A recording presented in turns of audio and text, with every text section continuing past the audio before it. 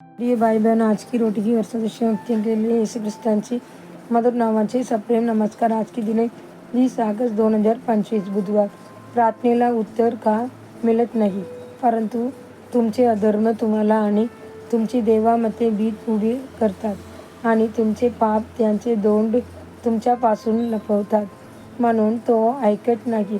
येसाया 59 अध्याय 2 वचन.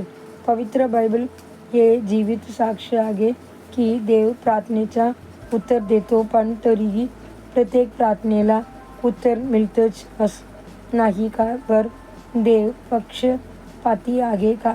नाही. मग काही प्रार्थना उत्तराशिवाय का राहतात? अधर्मिक अंतःकरणातून केलेली प्रार्थना. जर मी माझ्या अंतःकरणात अधर्म ठेवत असेल तर प्रभू ऐकणार नाही. स्तोत्र 67 अध्याय 18 वचन. पापी विचार, वाईट हेतू आणि गोडकर वृत्ती या आपल्या प्रार्थनेसाठी एक आत्मिक अडथळा बनतात.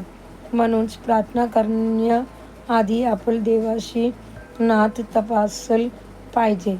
आपल्यात आणि देवामध्ये एकता आहे काय? बायबल सांगते, आता आपल्याला माहीत आहे की देव पाप्यांची प्रार्थना ऐकत नाही, पण जर कोणी देवाची भक्ती करतो आणि त्यांची इच्छा पूर्ण करतो तर तो त्यांची ऐकतो.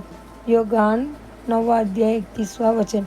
जर आपण आपले पाप कबूल केले तर तो विश्वास आणि योग्य आहे की तो आपली पाप क्षमा करेल आणि आपल्याला सर्व अधर्मापासून शुद्ध करेल. पहिली योहान 1 अध्याय 9 वचन.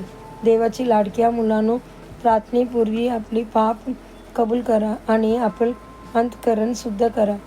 कटुता किंवा क्षमाशक्ती न ठेवून केलेली प्रार्थना. जेव्हा तुम्ही उभे राहून प्रार्थना करता तेव्हा जर कुणाविरुद्ध काही असेल तर त्याला क्षमा करा, म्हणजे तुमच्या स्वर्गातील पिता सुद्धा तुमची चूक क्षमा करेल. मार्क 11 अध्याय 25 वचन.